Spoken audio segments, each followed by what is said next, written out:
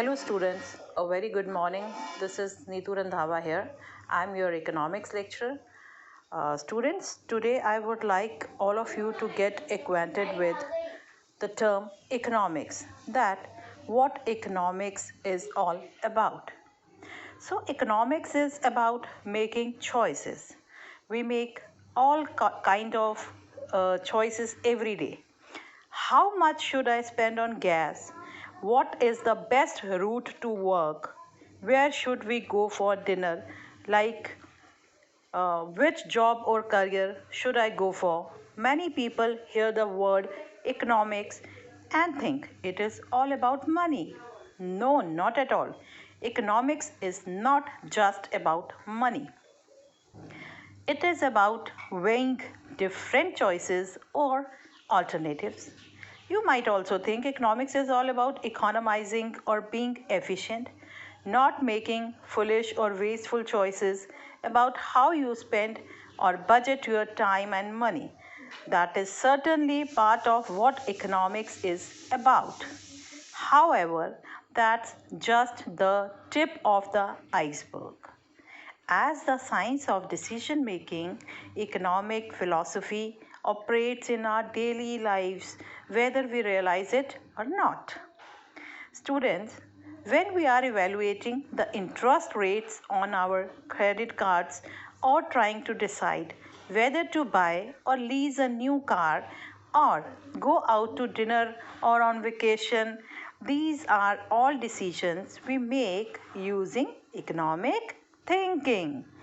We live in a world of limited resources, and economics helps us decide how to use these limited inputs to satisfy our never ending list of wants and needs.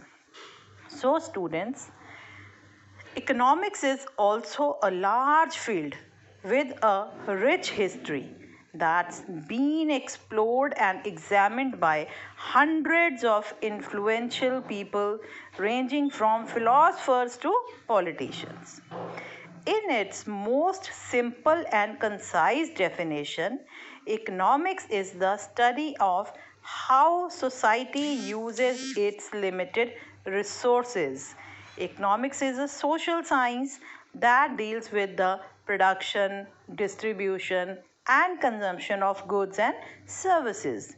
Economics focuses heavily on the four factors of production, which are land, labor, capital, and enterprise.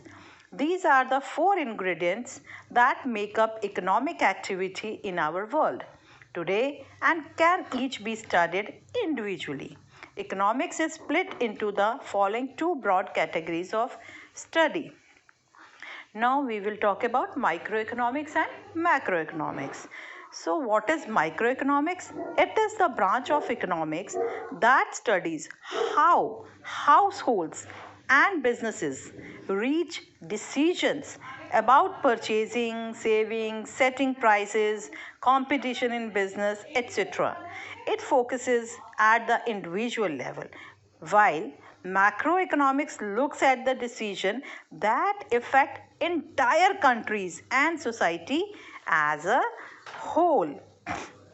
Actually, macroeconomics is the branch of economics that studies the overall working of a national economy. It is more focused on the big picture and analyzing things such as growth हो गया, inflation हो गया, interest rates हो गए, unemployment and taxes.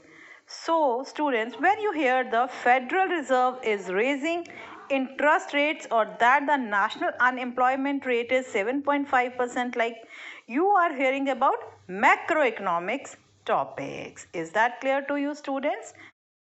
Like we know that resources limited in relation to the unlimited wants. It is important to economize their use and utilize them in the most efficient manner. Our next topic is central problems of the economy, like unlimited wants and scarce resources.